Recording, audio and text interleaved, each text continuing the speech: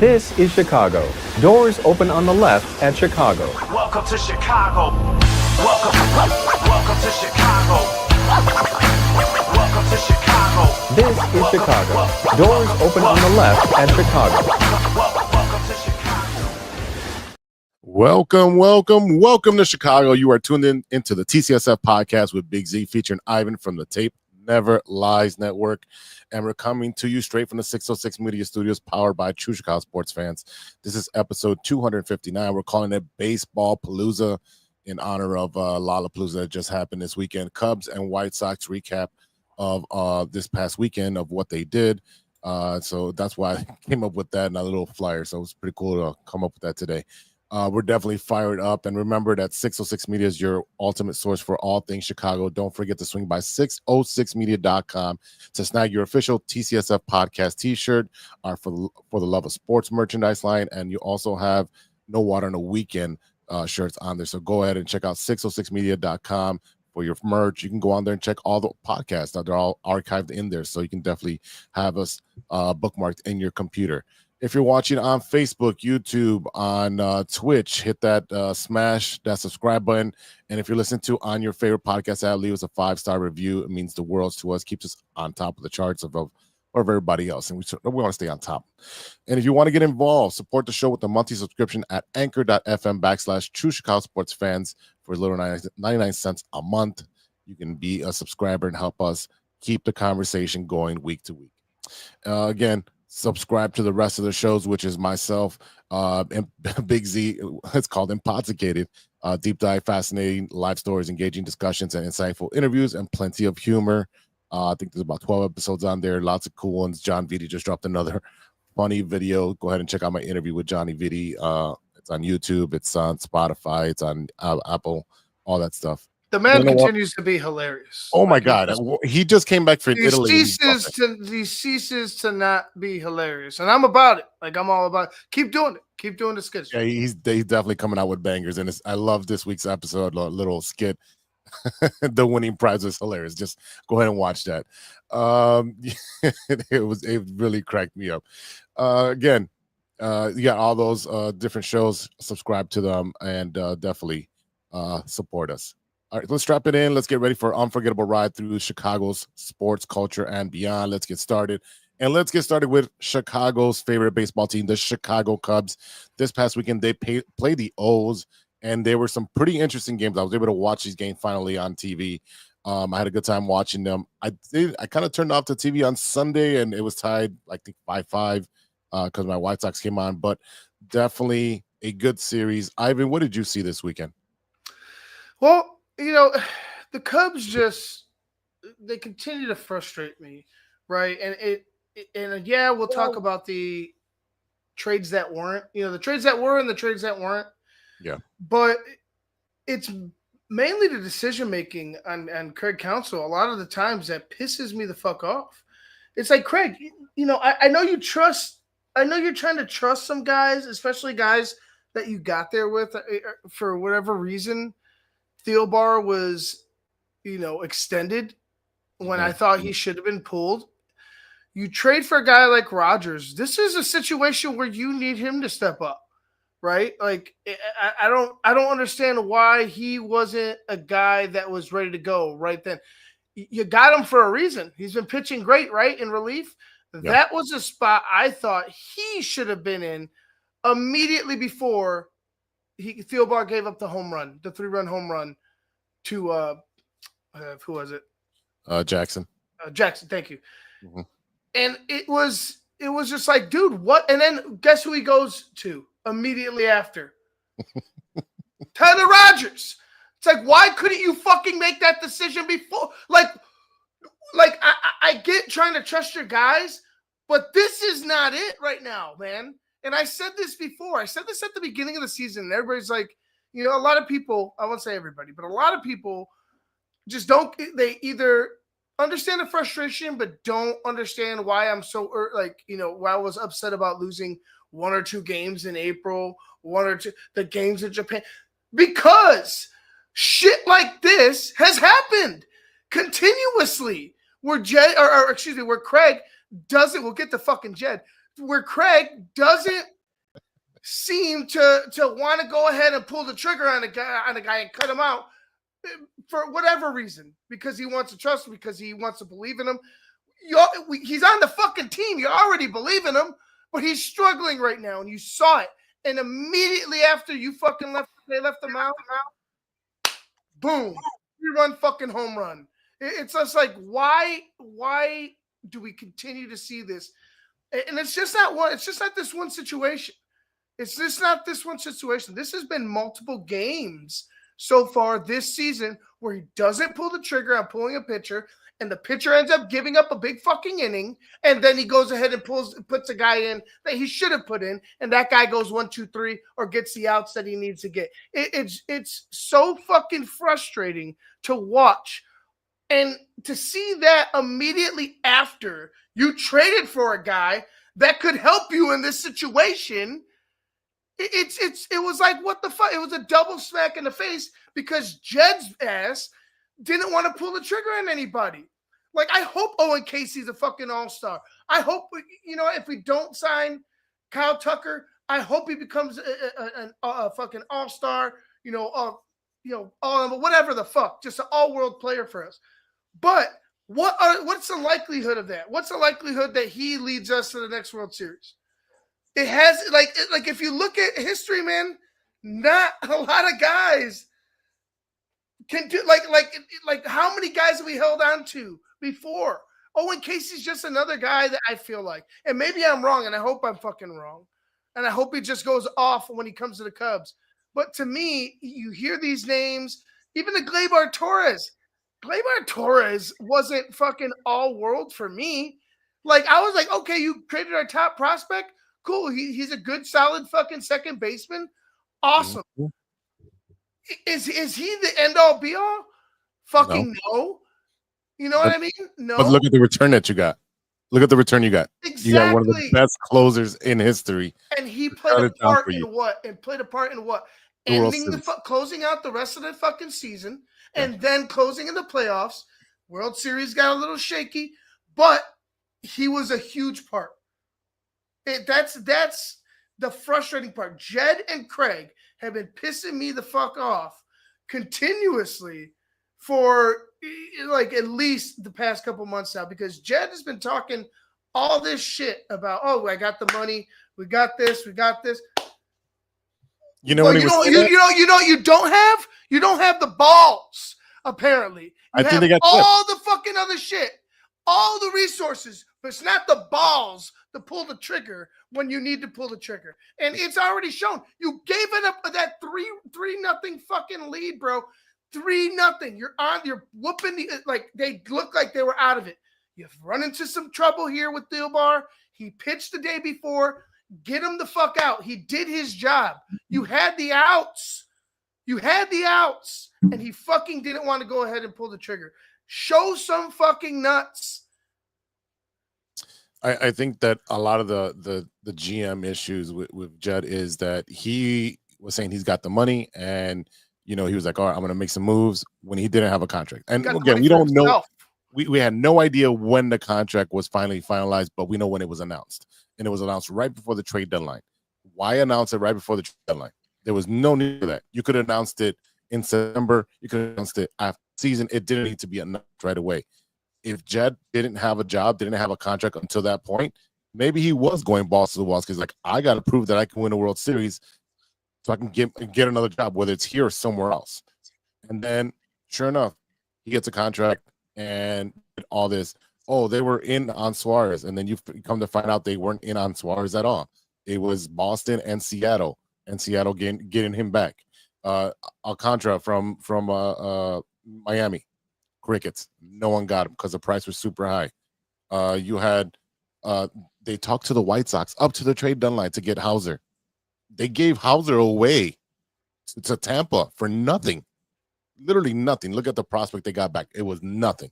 So they couldn't come to an agreement. And we've been talking about this for 3 weeks. Have each other help each other out. Hauser is going to be a free agent no matter what. You need innings eater to get you to the playoff push.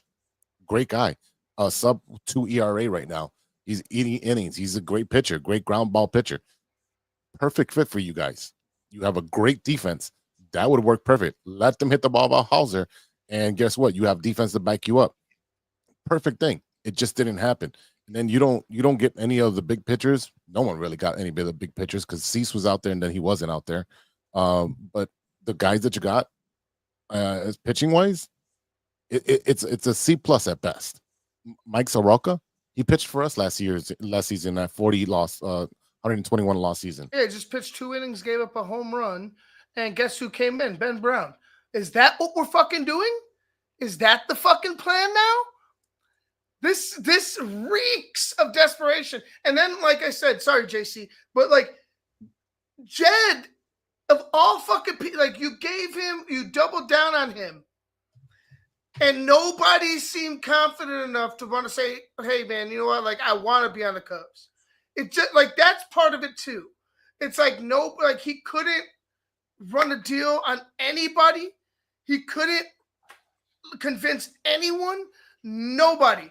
Like, even player-wise, to talk to their agents and see if they could, hey, man, I think the Cubs have something. Like, this is what I'm talking about. Is like, does Jed have the fucking pool that the Cubs think that he has around the league? I don't know. Man. Does he have the fucking balls to do this? Like not run the Cubs as a GM, but to make fucking the trades that you need the hard-ass decision at the trade deadline to put us over. Is that something that's going to be an issue? Or are you going to wait till next year type of shit? Ooh. When we have, you know what I mean? When we have everything that we want and everything's perfect, quote unquote. Is that the theme now? Are we the wait until next year Cubs again? Is that the fucking thing? Because if that's the fucking theme, you might as well count me out of buying fucking Cubs tickets for a little bit. Strong words there. JC. Well, I mean, basically what I got out of this is that, it basically came down to the fact of that, Cubs were not willing to pay the prospect price that teams were asking. Yep. You have, all the news out there that everybody's asking for Shaw in return. And it's like, why would I give up a guy who's playing in the big leagues right now with a low contract that is salary controlled for, the next however many years? Why would I give that up for someone on a 1-year rental? I'm not doing that. You already did that. I'm not doing it with Shaw, though. All right. Like, the bottom line is he's in the big leagues. Why would I give him up? Like, again, we're talking about prospects. I don't care. You want to trade prospects, that's one thing, because as we all say, prospects are suspects, correct? All right. But Shaw is not a suspect. He's in the big leagues. Granted, he's not playing like lights out and, hitting the ball like, some of these other guys. But the fact of the matter is he is a big league player on a small salary, and he's playing third base, which we need third base. All right. Now, so, you want to talk about we didn't trade for Suarez. I was upset about it too. We didn't trade for any of the top tier pitching prospects. I get it. All right. You want us to talk about the fact that we didn't trade Casey? Okay. But the fact of the matter is, if we don't re-sign Tucker, which I don't think Jed has the balls to do it. I don't think he's going to pay $500 million or whatever Tucker is going to be asking. I don't think they're going to pay it. I think the Cubs are cheap asses and they're not going to do it. I don't think he's not earning a $500 million contract the way he's hitting. No. And he's, absolutely. Over the last month, he has not deserved a $500 million contract. But the bottom line is that I do not blame the Cubs for not giving up the prospects when you're looking at rentals in return, right? Again, why would you give up somebody who you have cost control for, say, 5 years for a guy who's a rental for 6 months? That doesn't make sense to me. You did it in 16. You did it in 16. If you have a track record of doing that to get you to winning, and then you're going to be like, oh, I don't want to do it. You just traded a prospect to the Astros for a rental Yes. for a year, and he might not even be on our team. Like that's where I'm. I Because assume you're you talking could. about Tucker, which again we've had Tucker for the entire season. Now Is we're he still talking a rent? Is he not a rental? Is he not a rental for the he's season? a rental, but I'm talking about a rental for the next 2 months, and then they're gone. But you did that with Chapman, and Chapman put like you I over said, the World Series. like, and then we're doing it with Tucker. Like, what's the Listen, difference if we if do it Chapman one was more if time? Chapman was available, like had their team not been over 500 and potentially in like the hunt, if Chapman was available, yeah, I would have said fucking sell the farm, right? But when you go look at like, okay, Gore and some of these other guys, the asking prices were just too much and that's what I'm getting at, is that I'm not giving up Shaw, Casey, and like 3 other prospects. No. That's not the case. If you look at the full trade for Suarez, they got the number 9, 16, and 17. And looking at your prospects, right? They're ranked. If you go to the same thing, if you go, 9 for 9, They didn't want to trade Ballesteros. it would have been James Tarantos, second baseman outfielder. You're already good at those two positions. And then number 16 would have been Fernando Cruz, who's in rookie ball, and Will Sanders, right-handed pitcher in AAA. I think you would have been okay. And I'm not arguing that, like Ivan said, I don't think Jed has the balls to do it. But is it Jed doesn't have the balls to do it, or did the ownership say, no, we're not doing that? Because I can agree. I can see that. I can see that saying, here's your contract. Here's your contract. Being both ways. Down. Yeah. Oh, yeah. Here's your contract. Don't trade the farm. We want you here for the long run. And I want you to focus on getting Tucker. They're looking at success over the next 10 years rather than selling out for 1 year, which as a Cubs fan, I want long-term success, right? I want to be in the playoffs every single year. I want to have a team that's going to be like in the division and pennant and everything else year after year, right? Like that is the goal, to have a 5-year, 6-year window, etc., where you are vying for a championship every year. And then eventually, as we all know, you got to blow up the team. It gets a little old. It gets a little, you got guys that are getting priced out of the market, PCA, Tucker, etc. Look, we all understand how salary caps and everything work. But the bottom line is that I think it's a combination of between Jed and cheap ass ownership, where they're putting their money into Wrigleyville, the neighborhood, rather than putting the money into the team. And as I said to my guys in our group chat, that if I'm someone like Tucker or PCA or any of these other guys that are going to be coming up for contracts in the next couple of years, I'm looking at the fact of, you did not give this team what we need to win. So why the hell would I stay? Why would I not go to the Dodgers or the Yankees or whoever is willing to shell out what needs to be done to win? I mean, if you're looking at, I'm looking at Sports Track, and we're looking at all the Cubs contracts that are up, and I'm just going to go from the top down. Obviously, it starts off with Kyle Tucker. There's Taylor Rogers. Again, that's going to be a rental. You're looking at Ryan Brazier, Mike Soroka, another rental. Justin Steele, he's been injured all season. Hopefully he comes back. I know he's still on the IL. Will Castro, John Birdie, Brad Keller, Drew Pomeranz. Like literally all your pitching staff, your bullpen, it will be gone next season. After this season, Eli Morgan, Javier Assad, Miguel Amaya's gone. Assad, Amaya, Bush, Pico Armstrong, and Ben Brown are pre-arbitration, which means the Cubs still have 2 years of maneuvering contracts, paying them based on how they do. But their rookie contracts are up. Reese McGuire will be gone, obviously. And then you still have Kate Horn, Matt Shaw, and Daniel Palencia, again, pre-arbitration. That's going to be a lot of money being shelled out to these guys to try to keep them happy. Because if not, then you go through the whole court thing of going through arbitration for these players, where it goes through an arbitrator, and in January, like, oh, you did so well, especially your PCA, who's hitting the ball out of the ballpark and doing so well for a sophomore. He's like MVP race. he's going to get a substantial raise. And either you give him a raise or you get a long-term contract. And he doesn't get a substantial raise. Deserves every bit of it. And Yes. And so has Kyle Tucker. If you look at the back of his baseball card, he's just not hitting the last month. He just really struggled in July. So you're looking at a lot of players. I think that's part of the reason why we didn't go after Suarez is because, when you look at the Cubs roster, we've been scoring 10 runs. We've been one of the top scoring teams pretty much all season. We're in a little slump right now over the past month, but it's one of those, the offense of the Cubs for the overall season has been one of the top scoring, offenses. So yes, having Suarez added to that would have been amazing.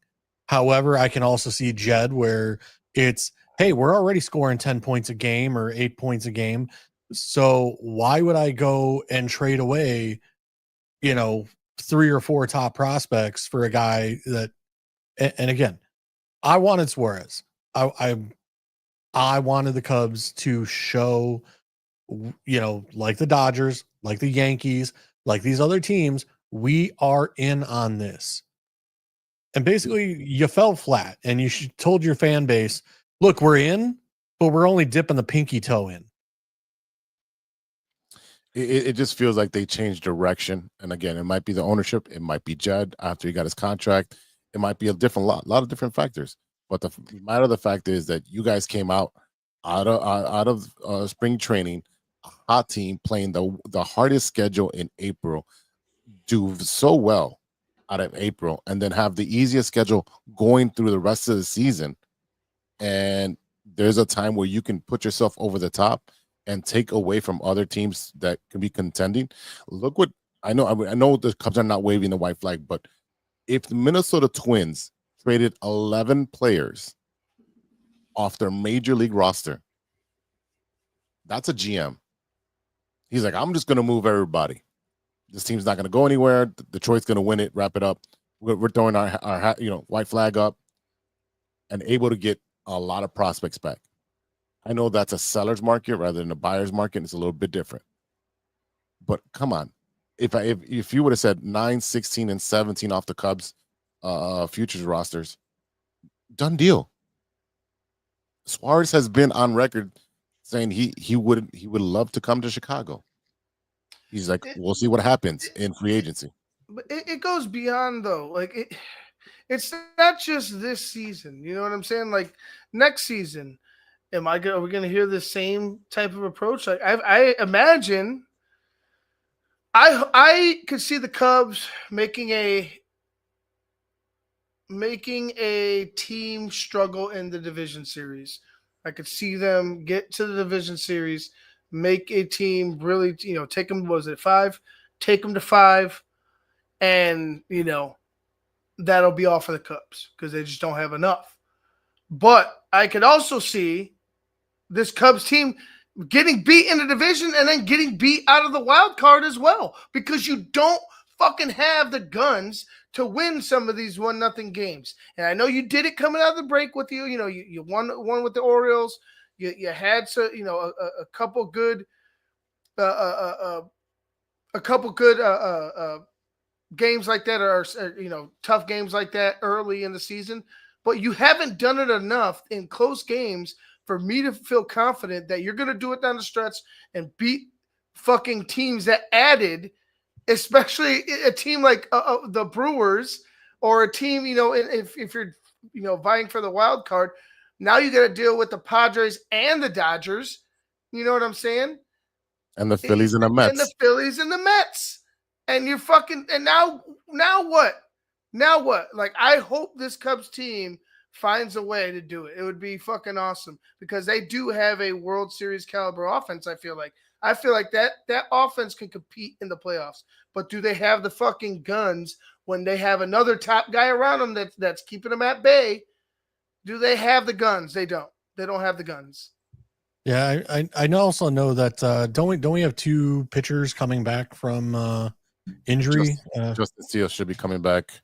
He's still on the 15 IL. No, No, I'm not talking about next year. I'm talking about, I believe it's this year. No, I was talking about Justin Steele. He said Justin Steele was on the but Justin Steele's done. Tyon just got roughed up in the minor leagues, right? but he's coming back. Him and Assad. Yeah. Okay. So, like I said, I knew there were two guys that were going to be coming back, or working their way back, towards the bullpen. Then we picked up Ratledge. And then, like I said, we picked up, a couple guys. Like I said, it's nobody that, like, I'm going to sit there and be like, oh my God, wow, we got that guy.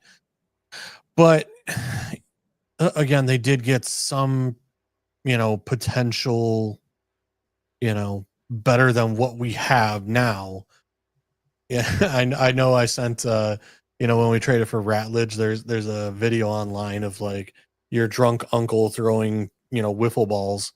I sent that to the group chat. But it's one of those where, like I said, none of us are wowed by what happened, but it's one of those, is it better than what we had prior to the end of trade deadline? Yes. No. None of So those you're pitchers are better. saying Ratledge is not better than any of the guys we had in the bullpen? It doesn't move the needle. I like those two being added, right? It's a plus for a bullpen that was struggling. But I feel like those two plus I'll give you this. All right. I'll say I wanted a starter, right? I wanted a Mackenzie Gore, and I wanted a shut down closer. We didn't get the shutdown closer, but if I got like a Gore, those two fucking guys, and what's the kid from the Minnesota that we got that I like that had a good game the other day? Rogers? Caesar, it's not Caesar. Is it the Puerto Rican kid from the Twins that we just got? Willie Castro. Willie Castro. Talk about speed. He had a great game. Yeah, no, he had a great game. I would have been ecstatic because you got a guy that you can go out there and control a game, right? And Gore. You got a couple guys to add to your bullpen. You didn't get a guy on the back end. That's fine. We could go with Palencia. You got rid of Presley, who was a fucking problem. That was awesome. But now I'm stuck with all right, we got rid of Presley, and we're still stuck with it. Like, this is the team that you're gonna go out there and say we could win a World Series with? Fuck no. I at best they're gonna go 5 in the division series and be out, because I just don't see it. I don't see how you could hold some of these top lineups at bay with the team you got, or the pitching that you have right now. But again, I don't think that's what the Cubs are trying to do with the team that the Dodgers are. I think the Cubs are just in this, we're good with being 4th or 5th. Like, I don't think they're trying to win a World Series. And that's the issue I have, is that they're not all in. They're dipping in the pinky toe, right? They're telling the fan base, hey, we're going to be good enough to make the playoffs, maybe win the division, but then we have no expectation of winning the World Series against the Dodgers or any of these other teams. Like, that's what they're telling you, is that we are happy putting out a product that is just good enough to, be something, but not good enough to win it all. It sounds like every Chicago team except for the Blackhawks. Yes. And that's the problem is, again, we have a great team right now. We are playing very well, but when it came time to get the pieces that we needed to finish it off and really go against the Dodgers, they balked and they dropped the ball. They definitely did drop the ball. And we're going to see what's going on, because right now the Cubs, they're playing Cincinnati. I know they're up 2-1 right now. Not to spoil everybody's game. They're in the 4th. But this is, you're playing Cincinnati. You're playing the Cardinals right after that. Okay, both those teams have been playing well. Then you have the hot Blue Jays, right? Okay, maybe you can relax a little bit with the Pirates, but should you? No, because they just swept the Yankees. No, the Marlins swept the Yankees. I think the Pirates took 2 out of 3 from the Yankees before that. So, like, it's not going to get easier, because at any given day, any team can beat any team. So you cannot be like, oh, we'll just get them tomorrow. Oh, we'll get them tomorrow. Oh, You It's can't have that only mentality. June. It's only No. July. It's What only happened the last August. 2 years? You're only Because of it. fucking out of the playoffs. Exactly. That strategy has got you out of the playoffs the past 2 years because of that reason. It's time to put pedal to the metal. Let's go. You have a team ready to win. Your outfield is star-studded.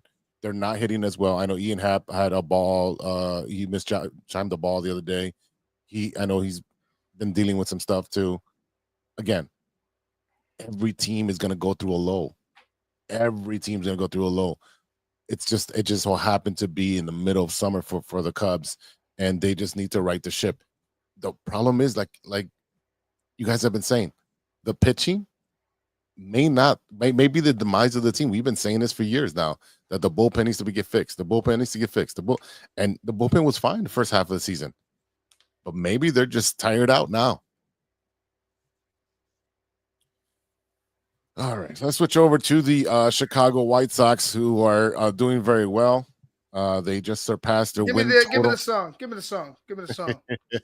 Give me the song. I gotta play this song. Where's my song? Here it is.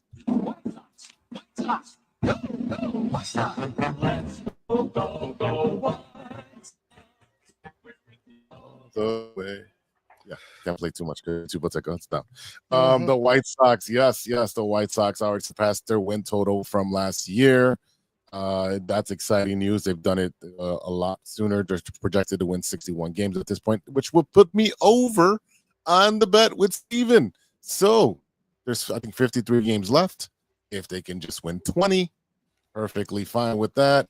Yeah, super excited. The White Sox have been playing a lot better baseball. They just took 2 out of 3. They clipped the wings off the Angels. They should have won the last game as well, but the bullpen actually gave that one up. They were up 5-0 after 5 innings. And then when the bullpen came in, it's just like they were resurrected. And I think they had 1 run since they haven't scored since the 7th inning on Friday. And it was just, they just found every single spot imaginable, little dinks and doinks to win that game. I know they won it on a walk-off. But you look at what the White Sox did at the trade deadline. They traded Adrian Hauser to Tampa Bay for first baseman Curtis Mead, right-handed pitcher Duncan Davitt, and right-handed pitcher Ben Peoples. So you've got three prospects, or even, you don't know what they're going to be. I know Ryan Noda has been activated from the first baseman. Ryan Noda has been activated from the 10-day injured list, and so has Tim Elko. But Tim Elko got sent down to the Charlotte Knights for a rehab session. But you're looking at good news on the South side. They brought up Colson Montgomery, who was sent back, not even to like A-ball. They sent him to the Phoenix complex. And that's my dog going after somebody. They sent him to the Phoenix complex to fix his swing. And since then, since July 18th, 7 home runs, tied for second in MLB rankings, 21 rebounds, RBIs. He was Mr. Indiana. He was Mr. Indiana. For basketball? Stop. Yeah.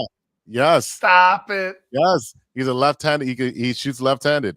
First in RBIs since July 18th. Slugging percentage is 12th. OPS is 41st. Wins above replacements. The WAR is tied for 20th. The kid's doing well. 7 home runs in 12 games. You talk about a guy that's going to be there.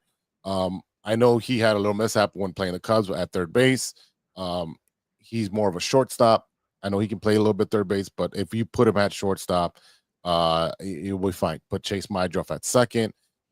Everything looks good. If Tim Elko can figure it out, what he needs to do to get up to the major leagues and stay at the major leagues, I like where this team is going, man. This team's exciting to watch now. They're competing, and I know me and Ivan have been going to games, both Cubs and Sox, and even Ivan saying, I want to watch the game, and it's exciting. It's cool because it's like we were such in a dumpster fire, and now to have this glimmer of hope of a baseball team and a direction, and we were all unsure of what Chris Getz was going to do.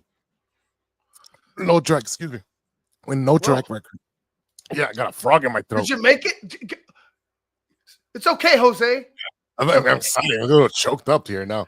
No, the White Sox literally had a new GM come in and try to revamp the entire organization, and now it looks like the fruits are starting to bear. I mean, the seeds are starting to bear fruit, and it's exciting to see what's coming up in the pipeline.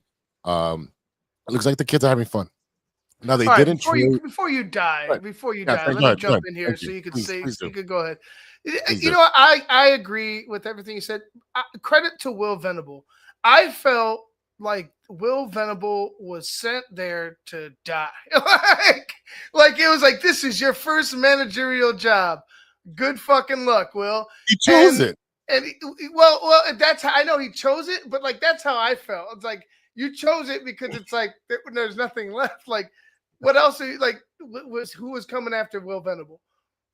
Who was jumping at chopping at the bit to get Will Venable? Like, I mean, I didn't know. I mean, but kudos to him. He's been an awesome manager for the team. He obviously holds the players to a different standard. They obviously are responding to him. And you got a guy like Dave Roberts calling him like his little brother and stuff. Like when they came into town, that's a huge positive for a team that had no leader. There was no captain. There was no rudder. Like, no, the rudder was gone. The ship was just going. And now you have somebody that has a direction. The players seem like they're playing with a purpose. And yeah, they're gonna trade. They're probably gonna move some guys. It's probably not gonna be pretty for another year or so. But who's to say they can't improve 10 games from, let's say they win 61 games. Who's to say they can't win 71 next year? And then from there, you got, you have the youth coming up. You should have the youth coming up. You got guys like Montgomery. You should be able to find a way to make this team, competitive again within the next 5 years, I would say. Yeah, definitely in the next 5 years. So we're looking at 2025. So you're looking at 2030 timeline, which is, I know we joked about it, but I did to say that last year in a podcast, like, don't expect winning baseball from the White Sox till 2030. And everyone's laughing. I'm like, no, it's going to take some time to do a full rebuild. Remember, the Astros tanked for like 3 years to get all those guys, the Correa, the Bregmans, all those guys onto that team. It took 3 years of tanking when you could tank and get the number one pick. You cannot do that anymore. If you tank, the highest you can get is I think it was an 8th or 10th pick. So that's not something that you want to do. Yeah. So we're talking about the prospects that are coming up. The pitcher Noah Schultz, Higgins Smith. Those are your two big horses, both left-handed pitchers. One's 6'10", the other one's 6'3". Noah Schultz is 6'10". He's a Randy Johnson looking dude. And then Higgins Smith is 6'3". One's in AAA, one's in AA, respectively. And then in the Crochet trade, Brandon Montgomery's already been promoted from A to AA. He's 22. He's an outfielder, so he might be the replacement for Lubob, who looks like they will be picking up that option. So the $20 million option, if he can produce the rest of this year, maybe gets traded in the offseason. Maybe they wait till the next trade deadline to trade him to get rid of him. But he needs to change the scenery, just like Andrew Vaughn needed to change his scenery. And look what he's doing over there with the Brewers. He's just mashing, and he's on a winning team with a winning culture with a good coach, someone who knows what they're doing. So it does take a good coach to fix what's going on, especially the dumpster fire that was the White Sox. They're fun to watch. And then, I mean, there's also this 19-year-old kid called George Wilco who can just hit bombs. And I can't wait till he comes up. But George Wilco. That sounds like a fucking sock. You know what I mean? Like, he sounds like a White Sox. He's a local product as well. Is he? Well, there you go. Like, George Wilco sounds like he should be batting like 5th for the Sox. Oh yeah, definitely. What is what's that player's? Greg Lewinsky. Yeah, the Bull. Yeah, Ron Kittle. Like, we had a bunch of those guys, construction worker names. Right. Yeah, exactly. Exactly. Oh my God. Yeah. I mean, it's fun to watch the White Sox right now. And and before I would just watch the White Sox to watch the pre and post game, just because Chuck Garfien and Ozzie Keene are just hilarious in what they're doing. But now you can tell that they're having fun with it, and they're getting to see this team play very well. again, like I said, they got 42 wins. They got 50 games. We're at what? 112. Yeah, 50 games left, something like that. If they win 20, I mean, they've been playing above 500 ball lately. They're 6-4 in their last 10. I think it's doable. I think Steven's gonna have to pony up and buy me a hat. I hope so. Like that. Oh my god. I know JC works on Sundays, and I don't want to eat up his PTO because he's going to be with us for the Bears, as many Bears games as he can, for the pre and post. But me and Ivan will be going to the Ozzie Guillen bobblehead this next Sunday. Is it next Sunday? It's the 9th, right? Yeah, it's this Sunday coming up. Okay. Yeah, I'm good on bobbleheads. It's something that's just manifested into something that's, oh my god. Yeah, no, it's like even Cubs games. Like I have not made it to a single Cubs game this year. It's like every time I'm on vacation, like they're on an away series, that it's just like, what the hell? Or it's like the tickets are like ridiculously priced for like, $80 in the nosebleeds, where I'm like, I'm not fucking paying that. Like, I mean this past Sunday was the Greg Maddux bobblehead, and it came like in a blue encasing. It looked really rad. It looked really cool. Like I wanted that one. Yeah, it was badass. Like it was like a cylinder, right? Yeah. Yeah. You could like pull the top off, and then like it came out, and he was just like, yeah, it was badass.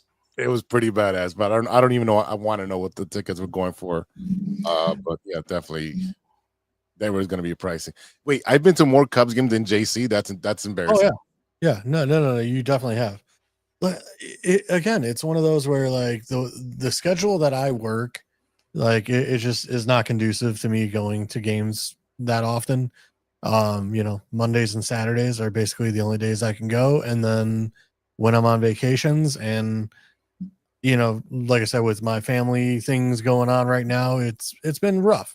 My entire vacations have basically been spent, visiting the hospital, and, I texted you I was going to be late to the podcast today because I was just getting home from the hospital. So, it's kind of one of those where it's been a rough summer for, me. But, it's one of those where, like I said, it's also the price of tickets, I'm sorry, I'm not walking up to the 400 level, when I'm used to grabbing 100 level seats for $50-$60. Yeah, so that's not going to happen anymore the rest of the season because they're in contention. Yeah, we'll see. I know there were a couple games, I think against the Reds. It was like a Tuesday, that was a potentially possible. But again, I'm not off on Tuesdays, so it's one of those where it doesn't work for me. So we'll see. I got a 2-week vacation coming up here in August, and maybe I can make a game, before that happens. Sounds like a plan. All right, boys, let's take a quick break. On the flip side of the break, we're going to talk Chicago Bears. JC was at camp this past weekend, so he's going to break it down for us. So we'll be right back after a word from our sponsor. Hey there, Chicago enthusiasts. Are you ready to take your fandom to the next level? The True Chicago Sports Fan Podcast has got you covered with some serious cool merch that screams Chicago pride. From cozy sweaters to trendy tank tops, we got it all. Show off your love for the city with our iconic red, white, and blue logo, or stand out with our exclusive collection for the love of sports. Whether you're lounging at home, breaking a sweat at the gym, or cheering on your team at a game, our gear is a must-have for all you diehard Chicago sports fans out there. Don't hesitate. Visit bonfire.com/store/606-media-store/, or simply just click the link in the description and snag your gear ASAP. Get ready to make some noise, show your pride, and embrace the Chicago spirit with True Chicago Sports Fan Podcast merch. Designed for you, the ultimate fan, for the love of sports. Hey guys, it's Steven. And this is Sean, and you are listening to True Chicago Sports Fans. Don't forget to listen to No War on the Weekend. New episodes on Monday. You can find us anywhere you listen to podcasts. Yeah, so we're going to go do a couple of shots. So let's kick it back over to Big Z. Welcome back to the TCSF podcast with Big Z. In the house, we got Ivan from the Tape Never Lies and JC, who's going to bring us in with Chicago Bears news. JC, what was your experience over there at Halas Hall? It was actually a very nice day. Not too hot, not too, crazy. And we were able to stand right there in the end zone and witness basically everything that Caleb and the first team offense was doing. I was there, was it Friday? Or no, Saturday, 8-2. I was there. So if any of you guys are on X and are watching, Caleb throw into a net erratically and, everybody talking smack that he was missing the net and everything else. Jose, I sent you links in the group chat. I don't know if we can do like the Gabriel Suarez and show the video or not. Yeah, go ahead. We'll keep talking. I'll figure it out. Yeah.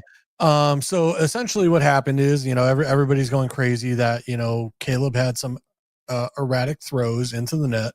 And that was actually the second rep of that drill. So his first reps of the drill, I actually sent Jose that video as well. The first set of reps, throwing into the net, he was lights out. He was 4 of 5 into the holes.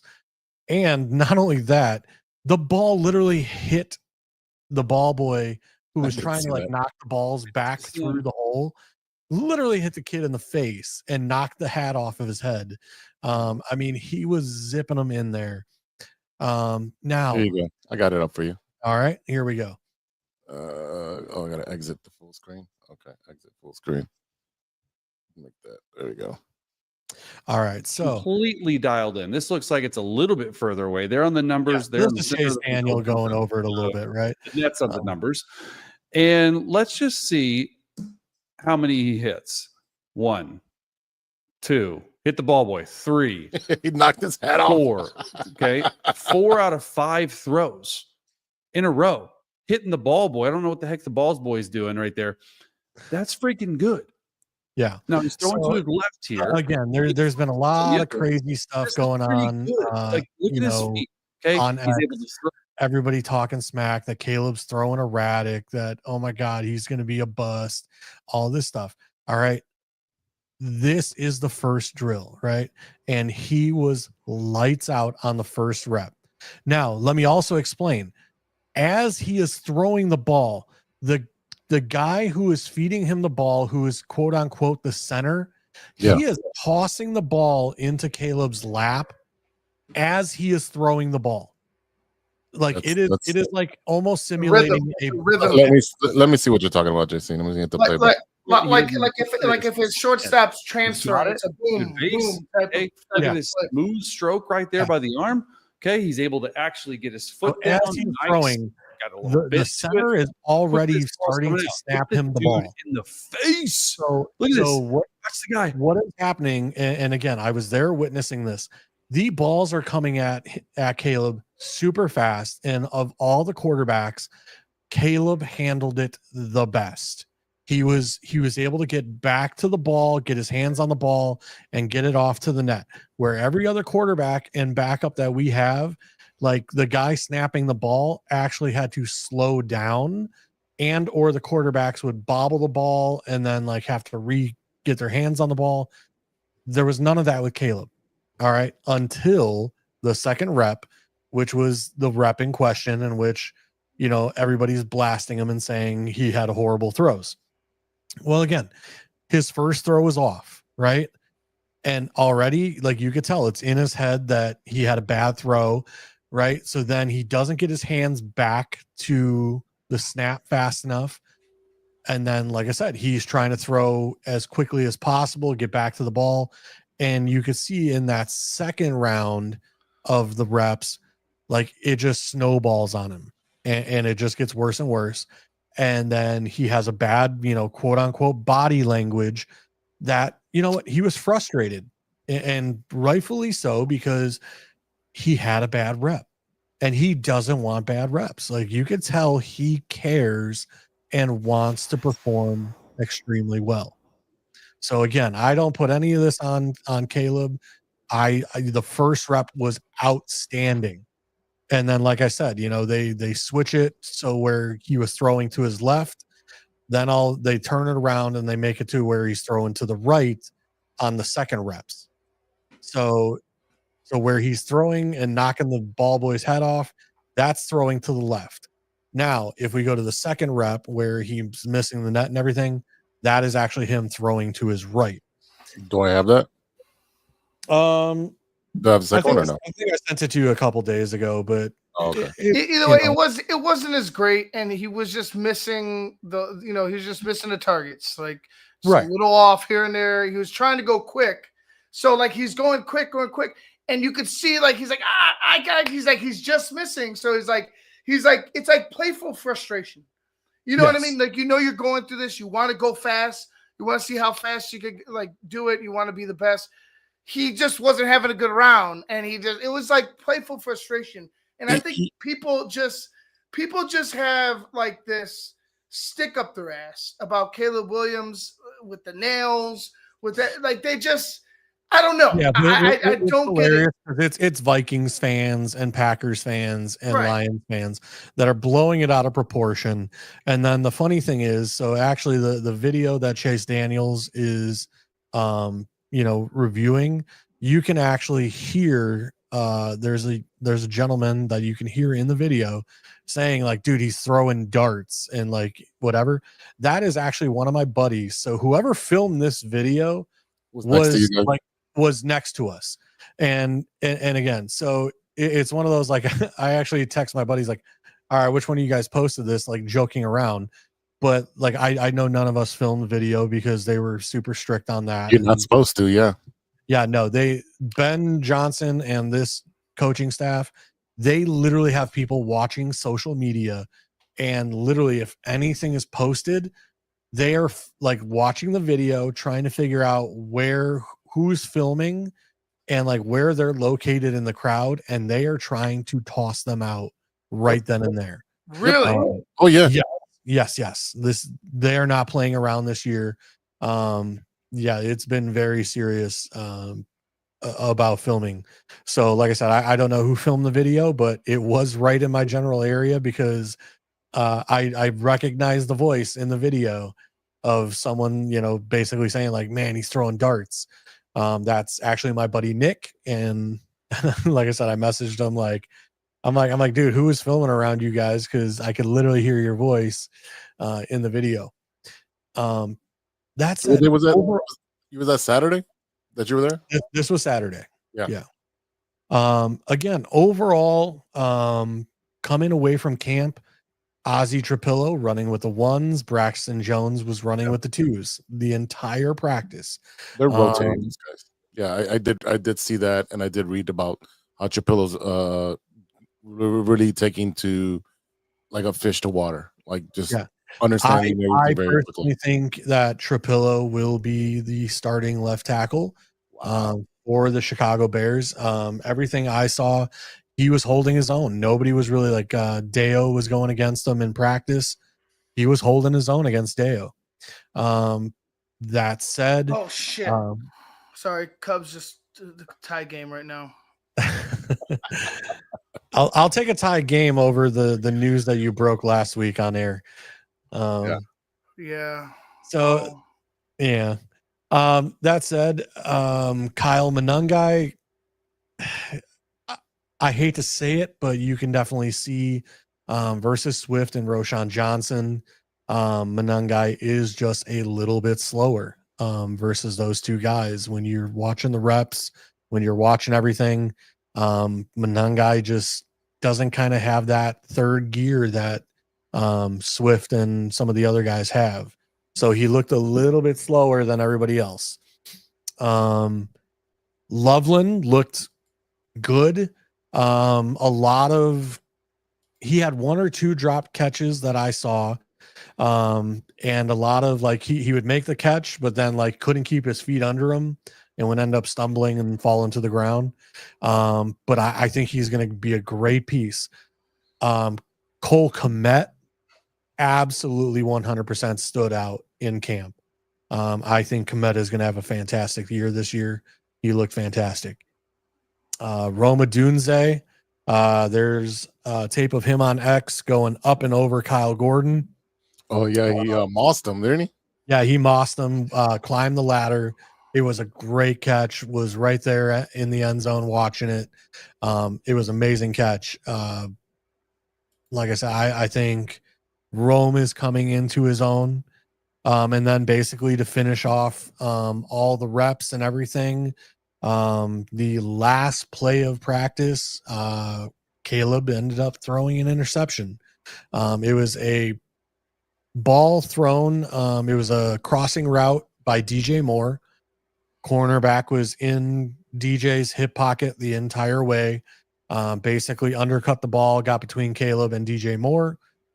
Perfect hands catch by the cornerback, and basically took it to the ground, and it was an interception. You know, in a game, I hope to God that DJ Moore would try and stick his hand in there and break up an interception. But obviously being practice, like, it was one of those, like, there was not even an attempt to break up the pass by DJ. You know, it was just like literally he was running the route, saw that the corner was going to, you know, intercept it and just let it happen. So it's one of those where, you know, they kind of say you play how you practice. I hope that's not how DJ Moore is going to play this year. I hope that, you know, in those kind of instances that, you know, he's going to kind of stop, maybe put a shoulder into the corner and try and not allow an interception. But I guess we'll see what happens. Another standout that I was hearing about was Nashawn Wright, the cornerback who's taking over for Jalen Johnson. So he's the one that got the last interception of that practice. So Wright was the guy that was in DJ Moore's hip pocket and got the interception at the very end. Was that the one where he rolled out to his right? The interception you're talking about? Oh wait, are you talking about the training camp practice or the Family Fest practice? No, I am talking about the Saturday's training camp, not Sunday. Saturday's I'm training sorry. camp. Okay, I'm sorry. Yeah. Yeah, so it was I think it was 11 on 11. The last like 5 minutes of practice, they were basically doing like red zone drill, you know, within 20-yard kind of stuff.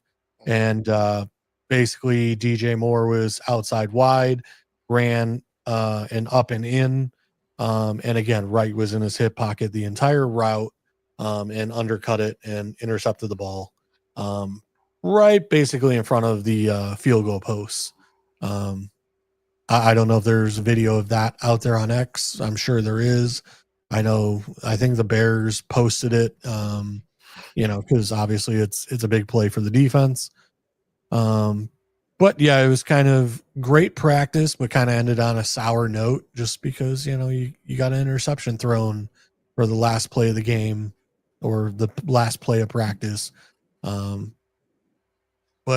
other than that, you guys got any other questions about any of the players? No, that was pretty much it. That's pretty much what the rundown I had was everything you talked about with Loveland and Tripillo, and yeah, so all those guys that definitely were some. I'm at, just to sum it up, this is all I'm going to say. Just get me to game one. That's where I'm at. Just get me to game one. I know, like, let the pieces fall where they may be as far as position battles go. Get me to game one so I could see it live, like really live, where it's not just like, oh, we're picking apart. You know, it's almost like we're picking at clips, like we're trying to analyze with clips because it's just a practice and we don't get a whole bunch of, you know what I mean? We don't get the whole idea, and you can't film, you know what I'm saying? You can't record, you can't do shit because the Gestapo's going to come and get you. So, you know, it's hard to analyze and figure out what they're going to be and who they're going to. You just got to get to game one, man. Get to game one, get to game two, get to game three. After that first month, you know, you should have an idea of what this team is and what they aren't. Yeah, I will say this. There is definitely the defense is very much ahead of our offensive right now, and that was normal, clear as day in practice. That the defense was way ahead of the offense. Another standout was Omalide Zacharias. He was kind of the third wide receiver, shifty underneath, doing that kind of stuff. Stood out with, great routes, in my opinion, good hands. So I think he potentially will be wide receiver 3 for the Bears, and we'll go from there. But, you know, and I'm blanking on the Luther Burden. He didn't have really any standout plays Saturday when I was there.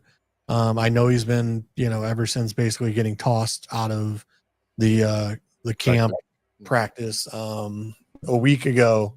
He's been balling out, but Saturday was kind of just a, good practice for him. Nothing, crazy, no mossing guys like Roma Dunze or anything like that, but just a good solid practice out of him.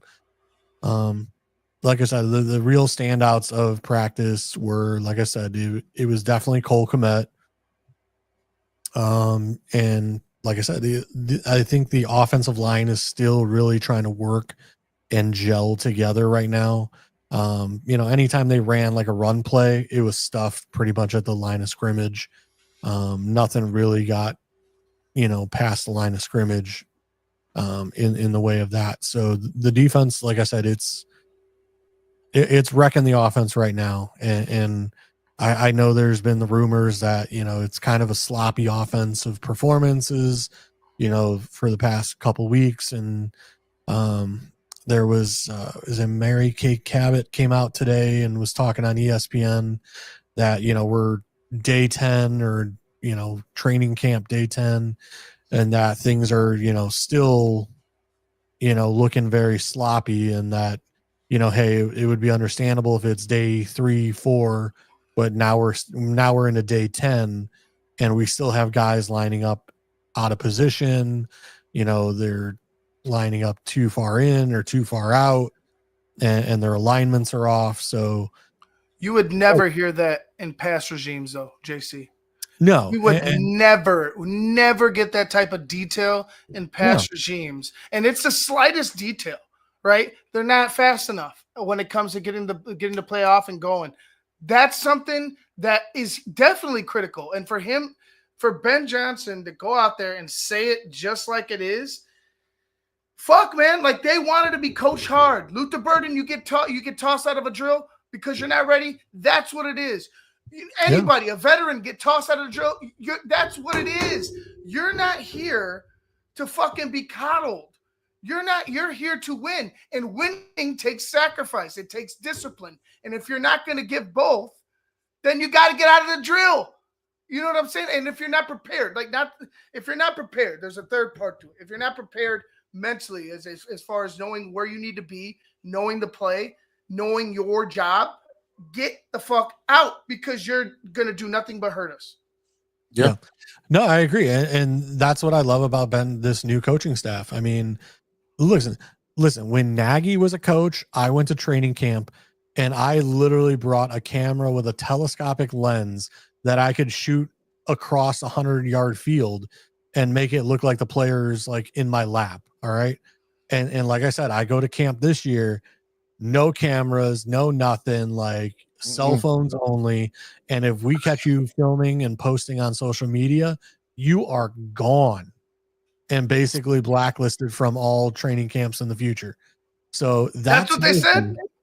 Well, I mean, I don't know if they blacklist you or not for the future. Did you see them escort people out? Oh, I didn't see them escort anybody out, but it was clear as day. Yeah, when I was there, there was a bunch of warnings. Their phones, and they have their earpieces in, and they are clearly walking back and forth, looking like, because there were people filming, obviously, and posting to X and social media right then and there at practice. Mm-hmm. So they're literally sitting there going like, okay, look for a guy in a blue shirt that is right around the end zone here, and he's behind someone wearing this color shirt. So like they are literally actively looking for people that are filming and posting to social media. So it's one of those. I know, like the ball drill. So the ball drill where Caleb is throwing erratically, by the angle that film was taken, it was taken from like a social, like a media person, because that was taken from behind and to the right. So that is like where the media stands. So somebody in the media leaked his bad passing. Okay. Now the video of where he went lights out 4 for 5 into and knocked the hat off the ball boy, that was taken from the crowd. That was taken from like us in the end zone area by like the angle and the direction of which the video was taken. So again, like you can tell right about where someone is filming and posting. So like I said, they are being extremely like active, like trying to stop any film from making it to social media, other than what the Bears are posting themselves on their social medias. Perfectly fine with it. Perfectly fine. Last year you had HBO and everybody had their cameras and it was carte blanche. Do whatever you want. Now it looks like they're taking it more serious, and I applaud it. I'm good with it. Yeah, I mean, listen, like I think it's Bush League at best, but it's their fucking house, I guess. That's the only thing I could think of is their house, because you got teams that are streaming their practices. You know what I'm saying? Like they're just live streaming it, and these teams aren't. Yeah, and anything open to I agree with Ivan. I mean, look, if you're having it open to the fans, all right, you're not going over like anything serious, game plan, stuff like that, right? Like, don't get me wrong, you are running plays in the 11-11, 7-on-7 drills, etc., right? You are running plays, you are running routes, you are doing different concepts and things of that nature, crossing routes, etc. However, that said, it's one of those where, yeah, they were being a little bit too much. Like I had security guards walking past me every 2 minutes, no filming. And it's like, yeah, we get it. All right. Like, thank you. Some people don't. It's well, like it's their house. Yeah, they got what's his name from the Terminator, the liquid one. And T2, that guy with pretty much with a Fu Manchu, like handlebar like I got, and then they got fake Goldberg, who's always walking around. And then they got the P4 fucking security that's everywhere, but they don't really do shit. They're just looking for people to actually it turns out I actually know one of the owners of P4. I went to high school with him. Oh, nice. So we got to say hello to him and get to know, like, say what's up. So that was actually kind of cool to see a kid I went to high school with doing really well and running a security team that works for the Bears. But that said, yeah, I mean, yeah, P4 really wasn't like they're like keeping people off the field, but they're not. It was the Bears security and like their security team that was like going crazy. Like I said, there was like a girl in a bucket hat, and then like 2 other guys that had earpieces in. And like I said, all 3 of them are looking at their phones, walking back and forth. Like, and like I said, like you could hear them saying like, oh, it's a guy in a white shirt, or like it's a guy, whatever. Like they're literally searching for these people. So if the rule is you can't do it, you can't do it. Yeah. No, and hey, like you can go through my phone. I only took photos.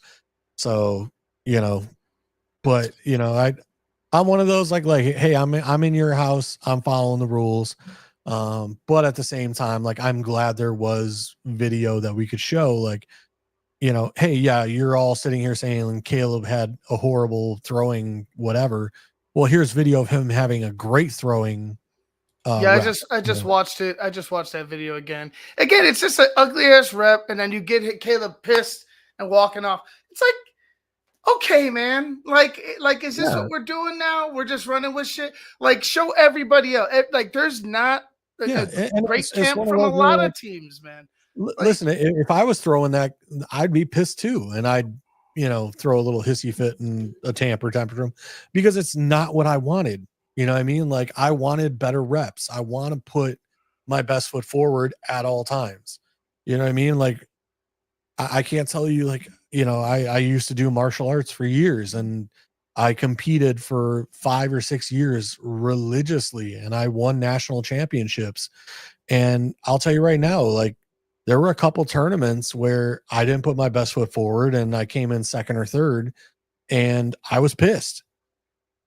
I actually I actually had an instance where I came in third in something, and literally walked over to another section and did like I did like a open hand form, then I walk over to another section, and like literally 10 minutes later did a weapons form. So to the point, like, I was so pissed that, like, I had gotten the best scores that I had ever gotten.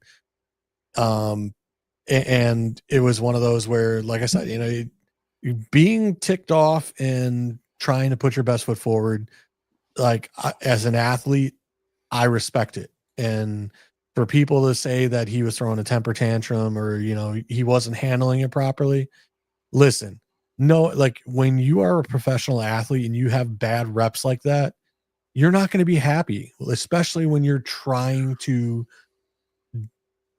be better and put your best foot forward at all times. It's understandable. If you played at any high level, when you're not doing what you're supposed to be doing to get the results that you want, and you're frustrated with yourself. He wasn't frustrated with nobody else. He wasn't blaming anybody else. He blamed himself.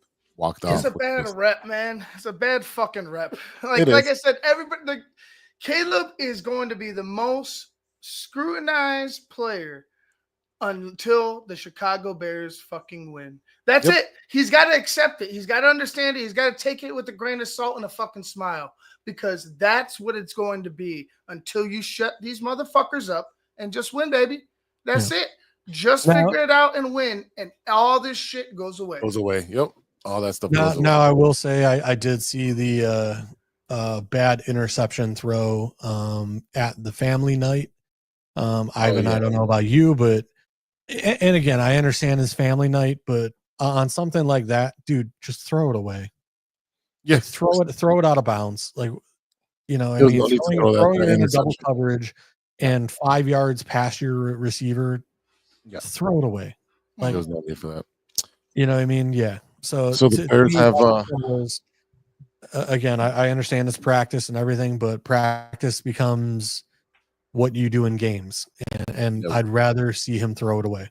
We already seen that last year, so yeah, definitely throw it away. The Bears play the Dolphins this Sunday at 1:00. I mean, obviously, we don't care if they win or lose because it's preseason. Because you're looking at guys in a lower depth chart for competition reasons. So, what does Caleb get? 1-2 series? I don't know that he gets any. Ivan? I would have Caleb out there for the first 2 series. That's what I'm saying. 2 series. I would have him out there for the first 2 series. Usually game 2 they get the most. Like you, well, I mean, again, under old 3 coaching stuff. Remember, if it were me, I would be like, you're out there for the quarter, or half the quarter at least. Like, whatever comes first, two fucking drives, or half the quarter, or the quarter, whatever comes first. That's what you're gonna do, because like, we've seen this where they've coddled the team. You know what I'm saying? When it comes to preseason, I get you don't want to go ahead and bust your nut in the preseason or get hurt in the preseason, but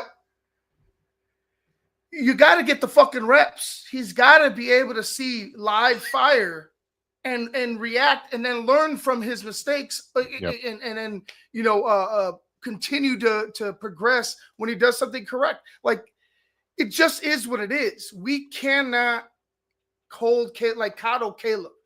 Like, it's go time now. We got everything. We think we have everything that we want. Let's go, including the coach that you wanted. I can't agree with you more there. All right, before we get out of here, I know SummerSlam just passed this past weekend. It was a 2-night event for the first time. I was out there in the Meadowlands in Jersey, and there were definitely some matches that caught my attention. And so I'll start with Saturday. Drew McIntyre and Logan Paul versus Randy Orton and Jelly Roll. And at first, I'm like, Jelly Roll, really, really? And definitely after seeing like the behind the scene footage of him for a full year, losing over 100 pounds and going to the performance center and moving to Orlando and putting in the work to understand the business and be a professional. I got a lot of respect for that man to come into a domain that's not his. Obviously, he was a fan, just like all of us are, but to go into a domain and spend a year learning the craft, to show the respect to the boys and girls that actually do this on a day in and day out. It's just it's crazy, man. I don't know if you guys have seen it. I know Ivan is going to watch it this week. JC, I'm not sure if you watch any wrestling because you have a lot going on. I've seen the clips of SummerSlam, but I did not. I know WWE has like a behind the scenes Netflix show, and I don't know if that's what you're talking about with Jelly Roll. That's not on there. That's completely different. That was actually really good. Yeah, definitely go watch that on Netflix. But this was just a match that because he had asked last year, he asked Triple H if he can be part of the show, and he's like, well, you're 400 pounds. You're gonna have to lose some weight. Yokozuna, you know what I mean? Yokozuna, but Yokozuna could move. He could move with the weight, right. He was an athlete. He was an athlete. And sorry for spoiling it, but he's actually Samoan. He wasn't Japanese. No, he wasn't Japanese. But he could. But his body, like he could carry the weight. Jelly Roll wasn't running, moving, carrying that weight. No. Well, the funny thing is actually, I don't know if you guys follow some of the comedians and podcasters, but Jelly Roll actually started his weight loss journey with like Bert Kreischer and Tom Segura, because Bert does a lot of like triathlon, or not triathlons, but like 5Ks. So they actually did a Two Bears 5K, and Jelly Roll walked it with Bert, and Bert actually ran the 5K, came back to Jelly Roll, and then walked the rest with Jelly Roll. And I think like Jelly Roll had like because it was like a year difference, and I think he had lost like 60 pounds between like the first 5K for the Two Bears and their second 5K. So the fact that he lost 100 pounds now, I mean, like I said, I didn't see the match, but I did see a few clips of like, where Logan Paul. All right, don't tell me, man. All right, I'm gonna get out because I want to watch this. Yeah, what do you want to watch? I'm just saying, I want to like don't spoil it. Like I'm just saying, like, you can see how much weight that Jelly Roll has. Okay. And he definitely even talked about it in the post on Saturday in the post show. He was on the panel. He talked about like it was on the podcast with Stephanie McMahon. He talked about like at some point he's gonna have to have surgery for all the loose skin. He's gonna continue to lose weight. So definitely shout out to Jelly Roll and Logan Paul, Drew McIntyre, Randy Orton for a great match. The match of the night, which was the championship match, which was between CM Punk and Gunther.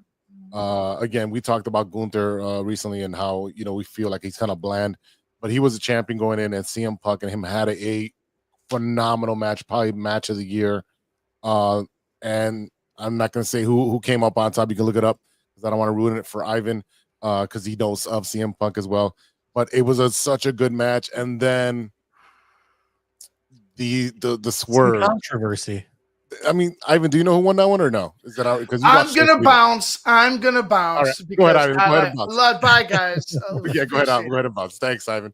Yeah. All right, cool. He's not on. Now I can talk about it. So it was awesome. CM Punk got to throw a barn burner match. It's great. Lots of false finishes, and CM Punk comes out on top. Finally, he gets his championship, and then he enjoys it for like 4 minutes and 59 seconds. And Seth freaking Rollins comes back out on the main stage with crutches, and he's like, "Enjoy it while you still can," and then turns around on his crutches, and then just drops his crutches, and then takes off his shirt and starts running to the ring with the Money in the Bank a briefcase, cashes it in after whooping the crap out of CM Punk and takes the title from him. And he literally told him, I'm never going to let you be on top. Talk about a swerve.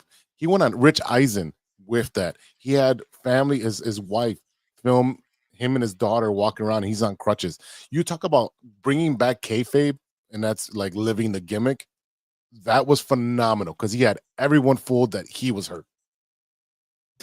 Yeah, and and of course, Triple H is saying that there was falsified documentation, and Yeah, I know. Monday Night Raw, we're gonna find out what's going on. Yeah, I know. Yeah. And it's one of those where it's like, yeah, okay, Triple H. Sure, you didn't know that he wasn't not hurt, Yeah, okay. I mean, it's kayfabe, right? know, Everyone's got to protect the story, which is great, which is what we've been asking for, right? We want long-term storytelling that makes you believe that's going on. That's what we want. We're getting it. So there's no one should be complaining about, oh, he faked his injury. Hey, it's wrestling. It's all fake. The whole storylines are fake. Soap operas are all fake. Movies are all fake. Okay, get used to it. Be okay with it. Sunday night, I enjoyed Sunday night maybe a little bit better than Saturday. First match of the night was Naomi, Rhea Ripley, and Io Sky. Those ladies tore the house down. Naomi comes out on top. Her dad was actually he's a guitarist with a bunch of bands, well-known bands. I can't name them off the top of my head because that was the beginning of the show. But he was jamming out for Naomi's entrance. Great match. The 6-pack TLC match. Holy crap. If you remember the 90s TLC match, this is up there with it. You also had Bubba Ray and Devon front row. The Hardy Boys were front row. And to watch this, dude, there's a lot of cool spots on this. Lots of jumping off the ladders, jumping over the ring. There's a lot of cool spots. I watched it again today just because it was such a good match. So definitely watch that one. And then just, the Cody Rhodes John Cena to kind of just wrap this up. Cody Rhodes defeats John Cena in a match. John Cena this past Friday came out as being a good guy again. It was just, I don't understand. I think they're trying to distance themselves from the essentially what it is Cena had to turn back to a baby face because obviously you're not going to make Lesnar a face. Well, the reason for that is because they wanted to get rid of the Rock story of, Cody, I want your soul, and John Cena helped me, and he didn't even show up at WrestleMania and left John Cena hanging essentially with a story. So John Cena did it for a little bit, and then this Friday he's like, you know what? They're starting to cheer me. They're starting to boo Cody, which is not what we want. So John Cena went out there as a babyface, had a great match. I think they went 43 or 53 minutes. Great match. Cody wins, gives him his salute, his standing ovation, walks out. John Cena's there trying to enjoy everything because it's, he's got 12 more dates. And at the end of the show, Brock Lesnar shows up and comes in and whoops his ass. That was great. Well, I don't know that he whooped his ass, but I mean, he F5'd him, They gave him an A5. So, yeah. Again, it was great. Like I said, you're not going to make Lesnar a face. So obviously, if for their match, you have to make him a face again to make Lesnar the heel. Yeah. He has got 12 more appearances. Not 12 matches. He's got 12 appearances. I don't know what he's going to do, for the remainder of the year because, unless they pull someone like The Rock for the final match, like, again, I don't know who you have go against Cena now. To retire him. To retire him with the, to give him a sign. Like when it was Ric Flair being sent off, it was Shawn Michaels, right? Yeah. And it was the super kick and I love you. And, it was a send off. Yeah. And same thing with the Undertaker. Who are you going to have send off Cena? Like, again, we talked about this over the past couple of weeks that I don't see anybody on the current roster that deserves to give him that kind of send off. You know what I mean? That it would be like an emotional thing. You know, I mean, I in know, my I know opinion, Cena says that Lesnar is like his, you know, arch nemesis. arch nemesis or whatever, but Yeah. I don't see it as like It has to be Randy Orton. In my opinion, they should not have that match earlier this year. It should, excuse me, it should have been Randy Orton to send them off because they came together. I mean, so did Brock Lesnar. I mean, that's that whole graduating class of Lesnar, Cena, Orton, Batista, Shelton Benjamin, like that whole graduating class that came out of OVW is just, they're all Hall of Famers. So, in my opinion, it should have been Orton. I don't know who they're gonna get. Are they gonna give a young buck like Braun Breaker? But I mean, there's not enough time to set up a story. So it might be Brock Lesnar that puts him out the pasture. Yeah, I mean, like I said, you know, I don't know. That's why I keep telling you, like I'm not sold on this stable of product right now, where it's just like, Yeah, it's a good product, man. It's good. It's just but you no, want I mean, everything. it's a can't be good nostalgic product. for everything. It's a good product, but I'm saying like when I'm looking at the top tier, top 5, 6 guys, like I said, like I don't know who would you put Cena out to pasture other than Orton. Okay, if Orton's already eliminated, right? Because he's already had his match. Right. Cody's already out. CM Punk. Right. I don't care about Solo Sikoa or Jacob Fatu doing it. It doesn't make any sense.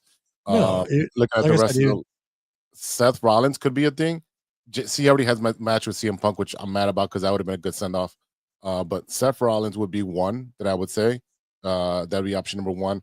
And the option number two would be Dominic Mysterio. Young. He's got a lot of heat. I know you're a Dominic guy and I'm whatever, definitely a Dominic guy. but I'm not now. I don't like he's going against guys like AJ Styles who are middle of the road like talent in AJ Styles not middle of the road. That's what they're booking him as right now. They're not booking him for championships. No, they're booking him for intercontinental championships, not world championships. But AJ doesn't need it. He's literally just like he's got one more year in him. He's gonna have next year and he's done. So you'll see him get a push. I mean, if you get AJ Styles, when I'm talking about the top 5, 6 guys, the Stone Colds, Shawn Michaels, Undertakers, like those guys, they're still breeding them. They're still cooking, man. All those guys are still cooking. The Braun Breakers. The only thing I can see is, you know, and again, I don't want to see it because enough is the tribal chief. Now that he's back, you know, I mean, like that's the only like, and again, I don't want to see him going against Cena because again, I don't think there's an emotional. Although I guess, granted, the tribal chief is, you know, quote unquote the, you know, guy of the future that, you know, Cena's passing the torch to. No, he's almost done too. He's literally said he's almost done. With all the illnesses and stuff that, he has leukemia. Yeah, you can't do that. LA Knight would be another option. You know, every time he gets a push, they push him back down. He gets another push. You know, you get the crowd gets behind him and his fans get behind him, and then they just bring him back down. A good person. That's the other. Yeah, I was gonna say Damian Priest. I read an article a great one. He was supposed to get a push, and he wasn't even really used at all. He didn't even get a match this weekend. Yeah. So, you know, it'll be interesting. Like I said, unless you bring, and again, I don't know who you could bring in that it's not going to be like a Kurt Angle. It's not going to be a Stone Cold. It's not going to be Undertaker's done. Michaels, Triple H done. So it's like, who could you bring in that's former talent? Like The Rock would be the only guy that I think could quote unquote come in and have a match with Cena to like put him out to pasture of, you know, prior talent that's not really wrestling at the moment. I think it would be The Rock would be the only person. Like, again, you know, no Canes, no, you know, but what is the payoff? Right. He's already passed the torch to Cody. All right, Cody, you're the man. You beat me. All right, go get him, boy. Well, unless you resurrect the storyline of The Rock, and Cody, and then Cena's fighting for Cody. You know what I mean? Like that's the only thing I could foresee is that you're trying to reestablish this Rock Cody, nonsense, No. and Cena tries to step in the way and stop The Rock from being the what was he calling himself? The final Not boss. the tribal chief. Yeah, the final boss. boss. Yeah. So, but again, I think that I think they looked at The Rock and what they were trying to do and was basically like, dude, just go sit on the sidelines. Like, we understand you're part owner, but like we don't need you in the storyline. He Like, was fine. It throws everything off. If you were not going to follow up with the commitment of being there to complete the storyline, then why are you getting involved? Why did you interject yourself at the Royal Rumble? Why did you interject yourself at whatever? That's what pisses me off. I'm fine with The Rock coming back, but show the commitment and say, hey, you don't have to tell everybody, but just, hey, Triple H, I'm going to be here for 3 months. I'm off. I don't have a movie for another 3 months. Let's create a storyline and 3 pay-per-views and boom, boom, boom. Let's go.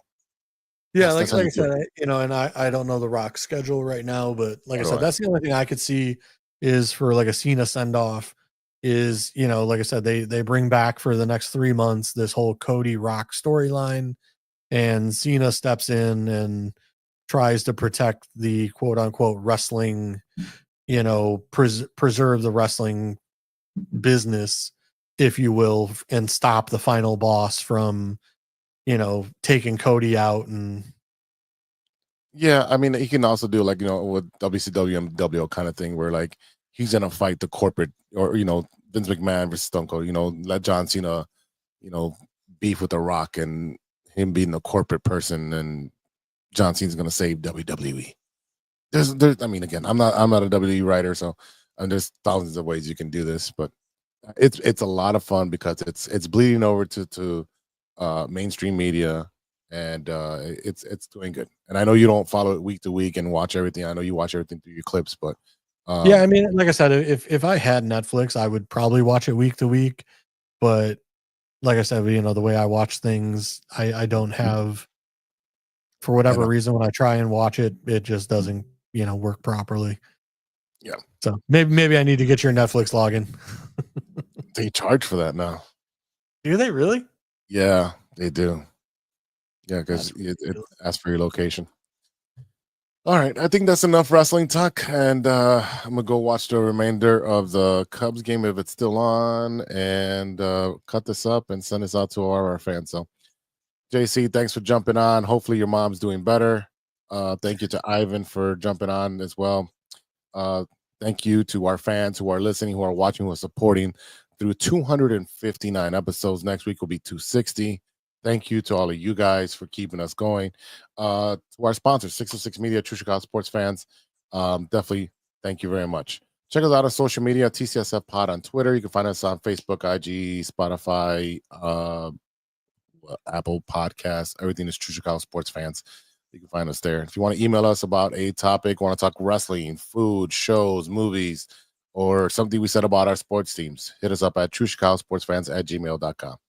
All right, for JC and Ivan, I am Big Z, and we'll see you next time for episode 260. And until then, be good to each other for the love of sports.